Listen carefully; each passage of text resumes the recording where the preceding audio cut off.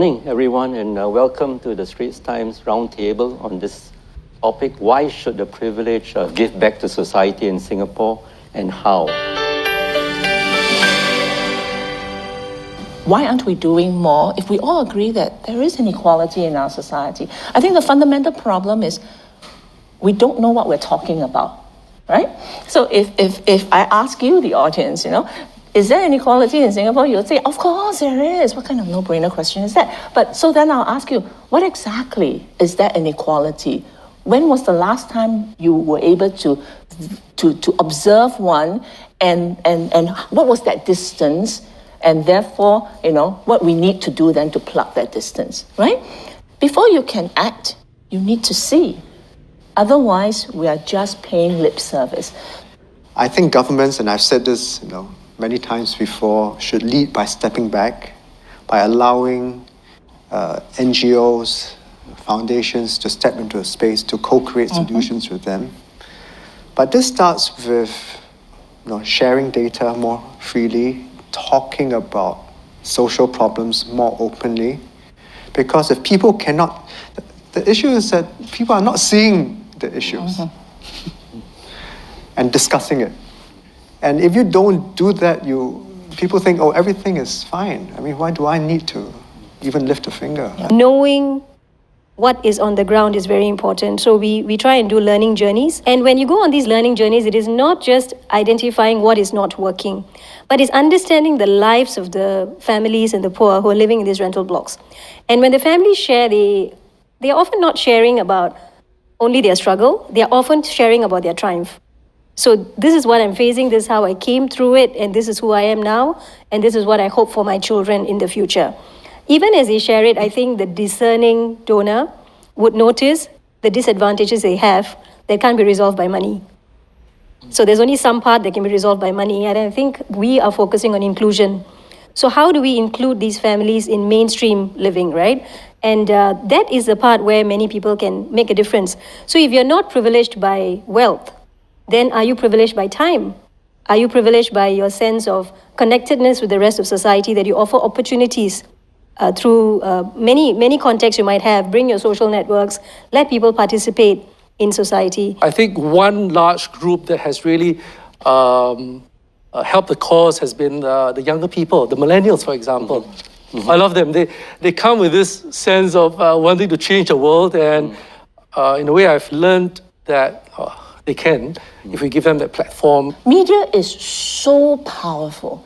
So for the young journalists in the room, don't think that you are just somebody's minion. You're not. You have so much power.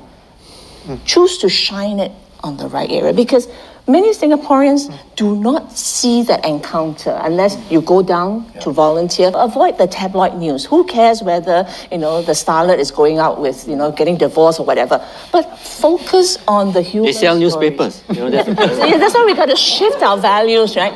But focus, help us to see where the needs are. Then you touch lives, right? If you see every problem is a nail, the only solution you have is a hammer. And I think it is not giving too much or too little, is what are we giving that is making a difference.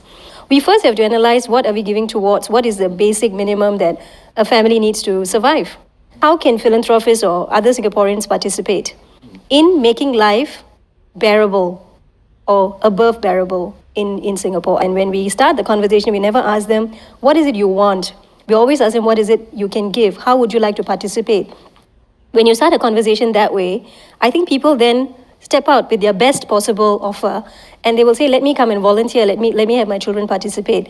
So it is really about what is it that we can all give? If there is one or two things you believe, we should do and we have to do to improve, all the problems and issues that you have raised, what would that be?